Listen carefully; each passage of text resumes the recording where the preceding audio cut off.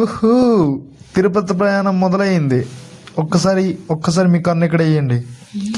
Lockers తీసుకున్నాం. పైకి వెళ్ళాక మాకు 2399 లాకర్ వచ్చింది. అలా బయటికి నడుచుకుంటూ వచ్చాం. బస్సులు ఫ్రీ, ఎక్కడికైనా బస్సుల మీద వెళ్ళొచ్చు.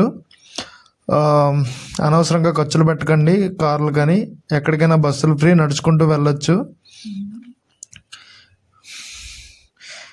ఇంకా భోజనాలు కూడా ఉచితంగా దొరుకుతున్నాయి వెంగమాంబలో. అక్కడే ఆ లొకేషన్లోనే దగ్గరలోనే జస్ట్ 500 మీటర్స్ నడిస్తే చాలు వెంగమాంబ.